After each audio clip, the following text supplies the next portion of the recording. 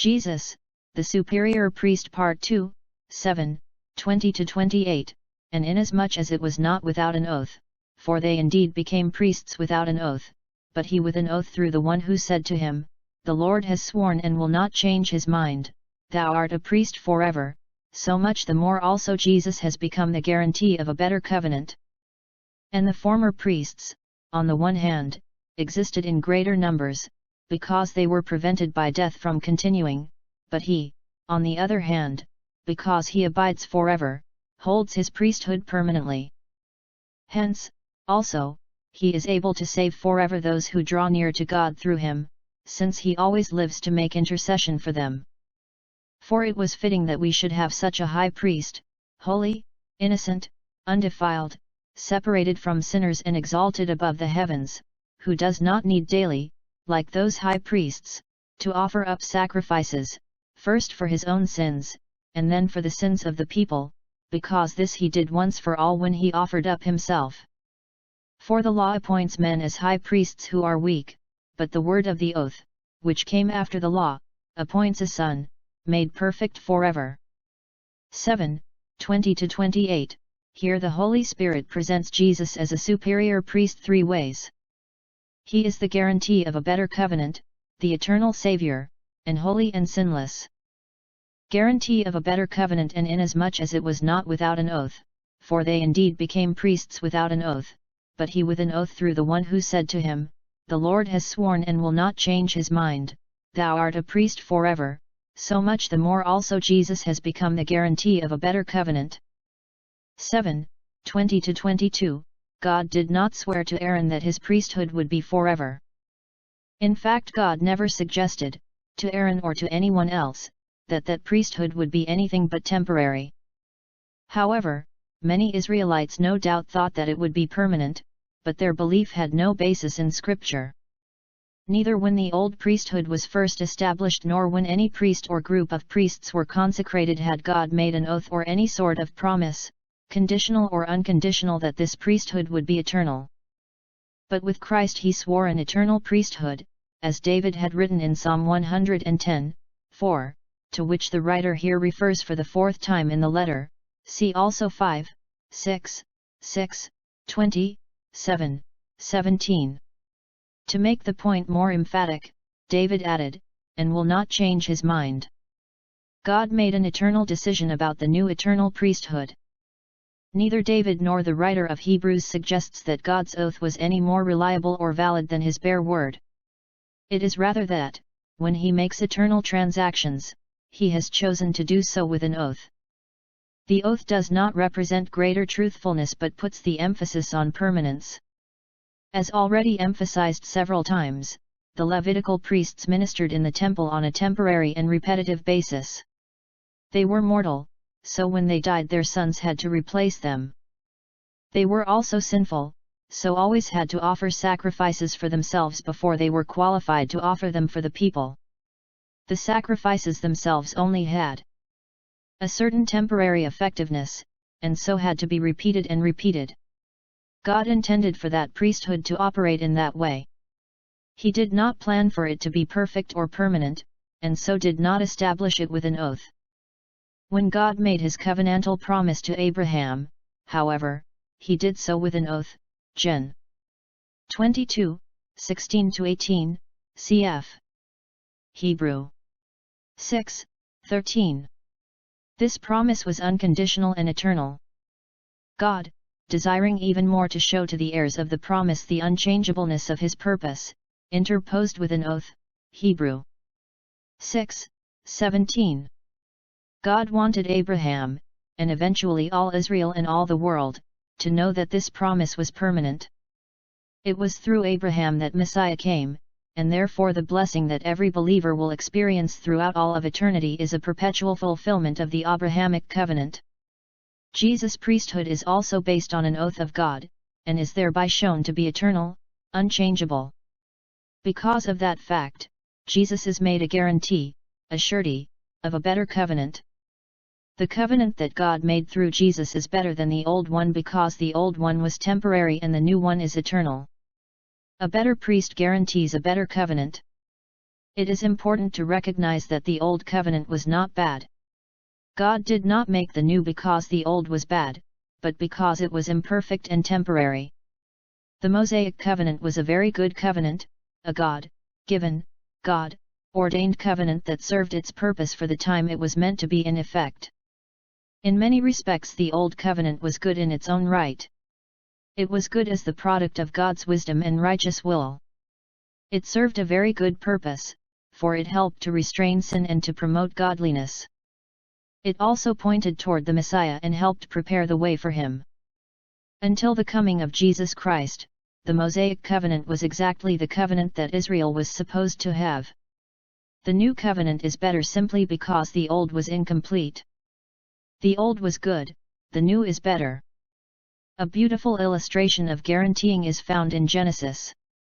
When Jacob's sons were preparing to go to Egypt for a second time to get grain for their starving families, Judah reminded his father that the Egyptian ruler, who, unknown to them, was Joseph, told them they could not expect to get more food unless they brought their youngest brother, Benjamin, with them to Egypt.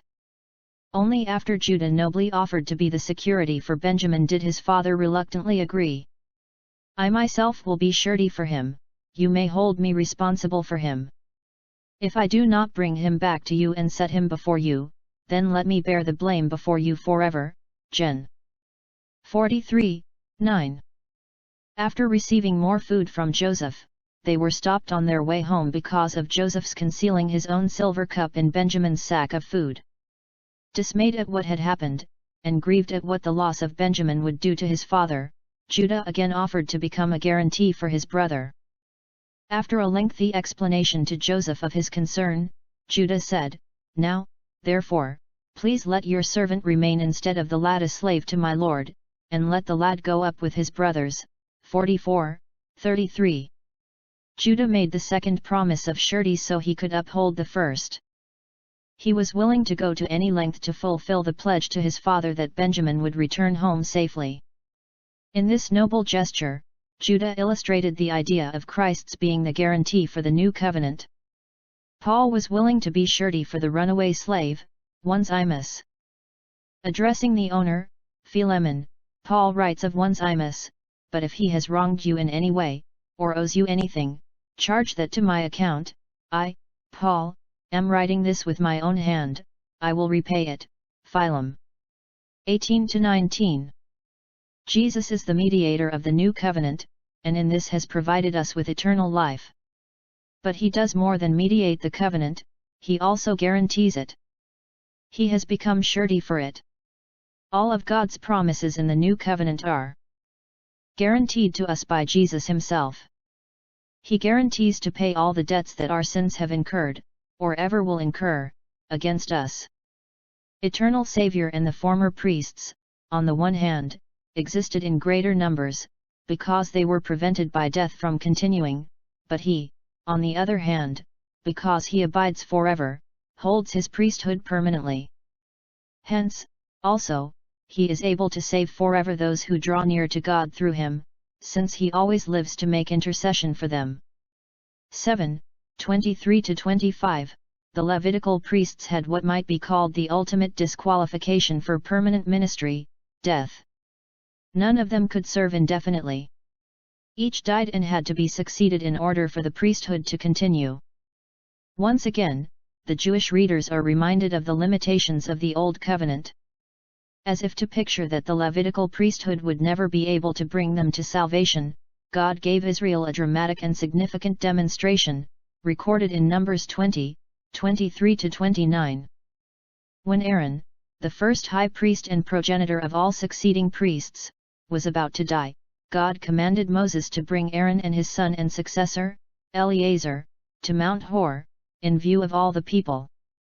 God reminded Moses that Aaron, like Moses himself, would not be allowed to enter the promised land.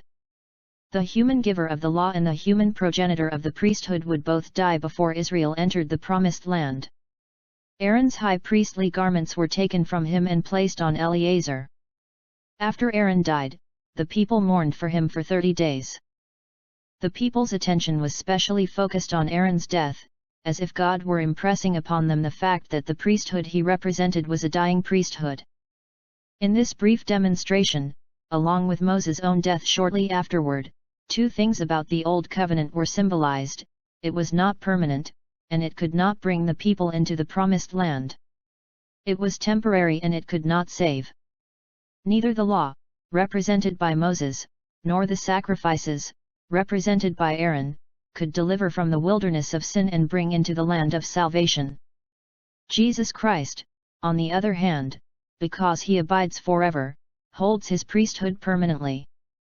Jesus is the superior high priest because he needs no successor.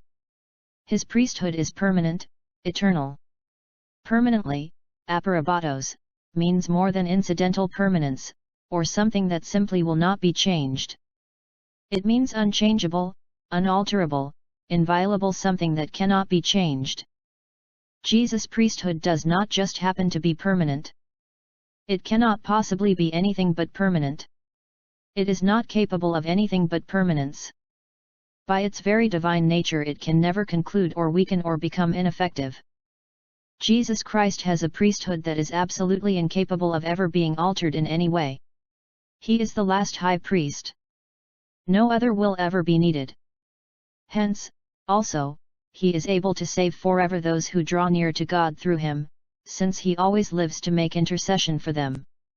7:25. Here is one of the most beautiful verses in Scripture. Like John 3:16, it contains the whole essence of the Gospel. Salvation is the main theme of the entire Bible. Salvation is what the text is all about. Jesus' priesthood not only is eternal and unalterable, but is also unlimited in its scope. He saves forever, Pantelis. Although the meaning in the context of 7:25 can be that of eternal, the basic idea of the word is that of completeness or perfection. The King James translation, to the uttermost, is therefore accurate and significant. Jesus' priesthood is no halfway measure, as were the old sacrifices that only symbolized removal of sin. The symbol was important for that covenant. It was God given and God required, but still was only a symbol.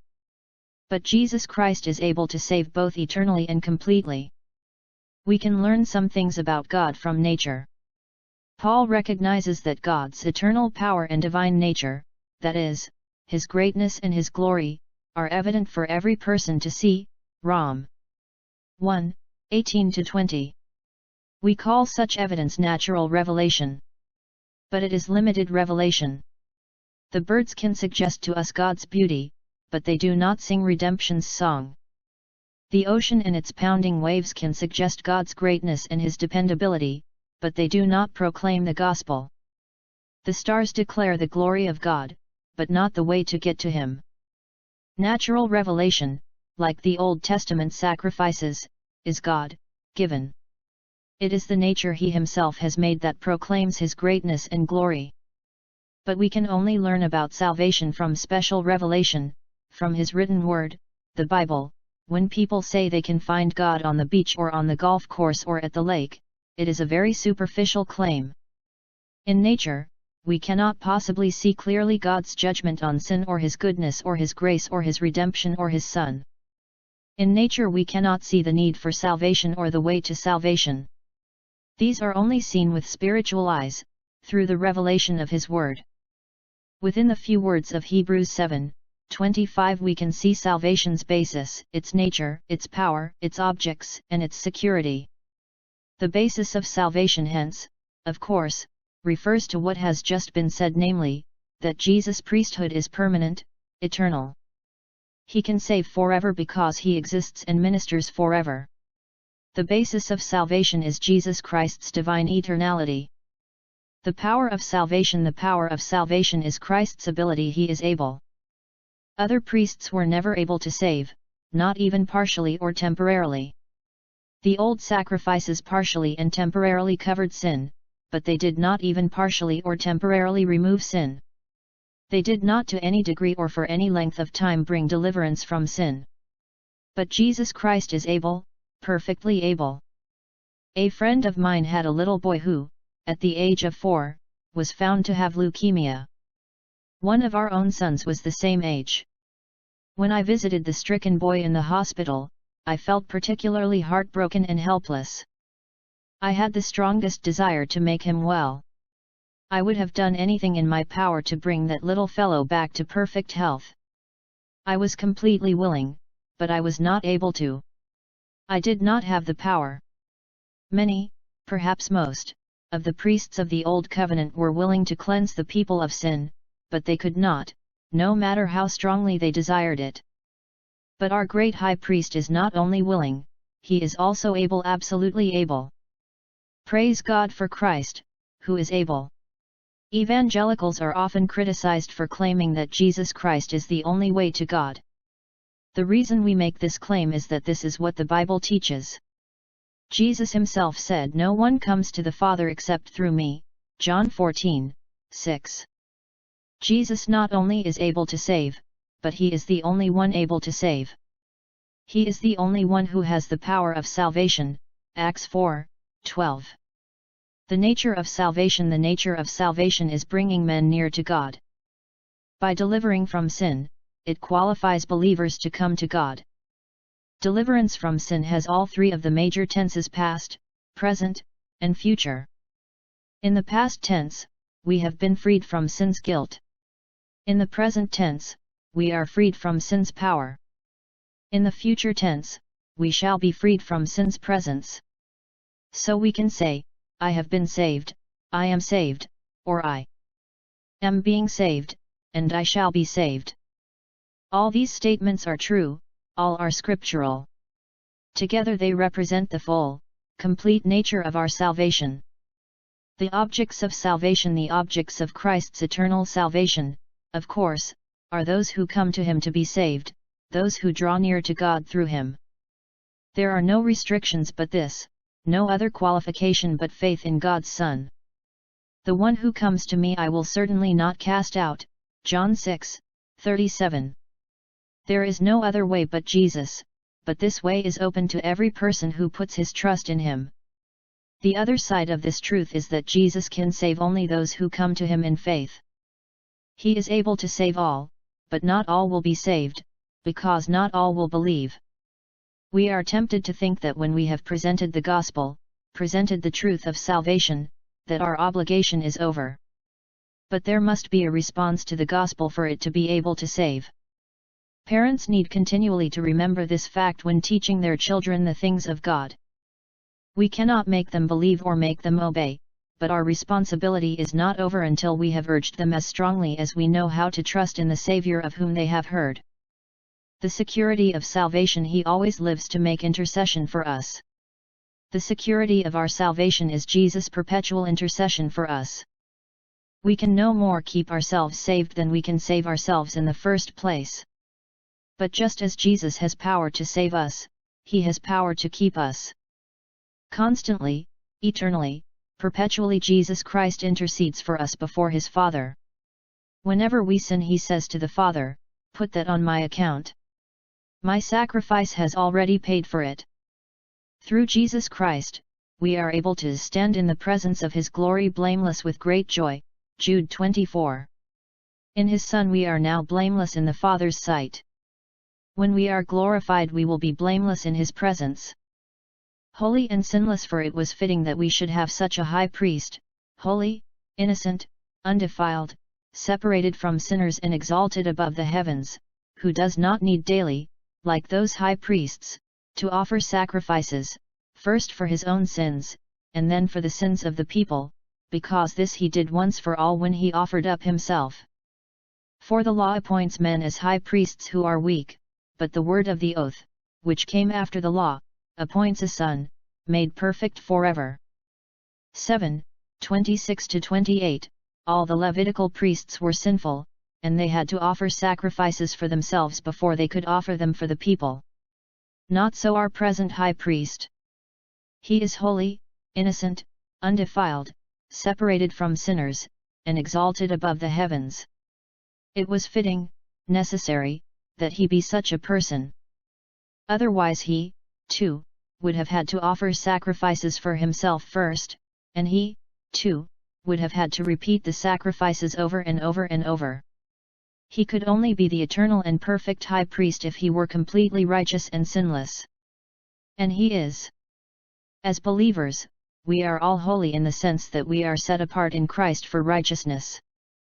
We are counted righteous in him. But Christ's righteousness is in himself.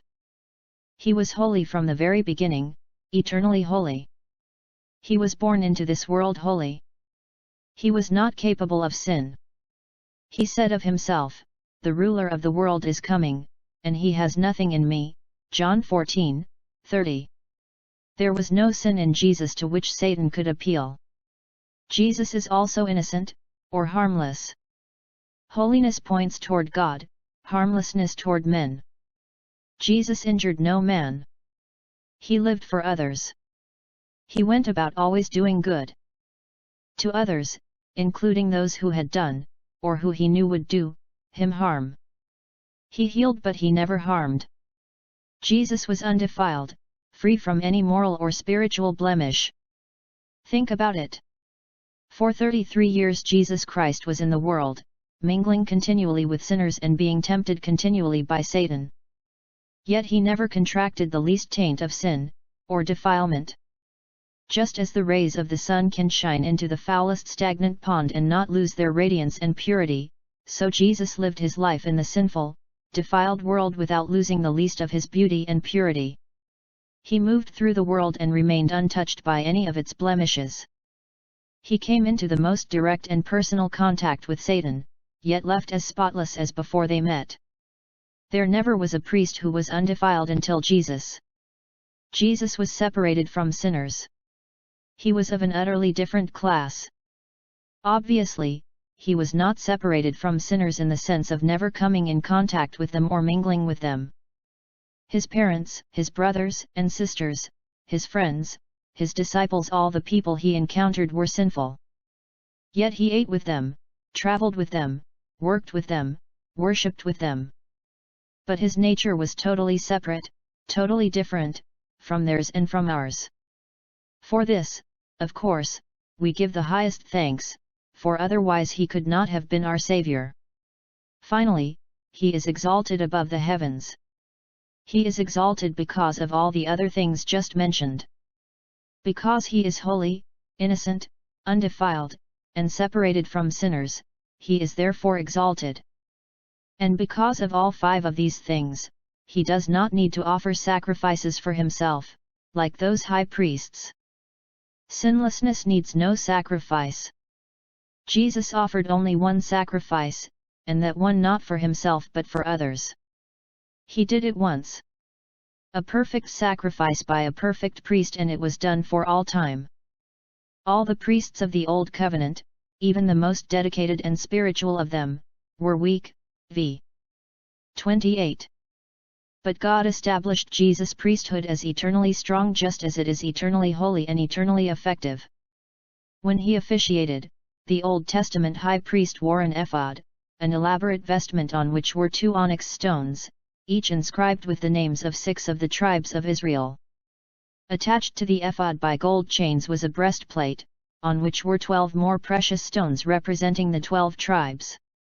Therefore, whenever he went into the presence of God, he carried with him all the tribes of Israel. The high priest symbolically bore the children of Israel to God on his heart, his affections, and on his shoulders, his strength. This represented what the priesthood was to be: first, a heart for the people, and secondly, the strength to bring them to God. Many of these priests no doubt had a heart for the people. But none of them was able to bring the people to God. They could not even bring themselves to him. Our high priest has no such weakness.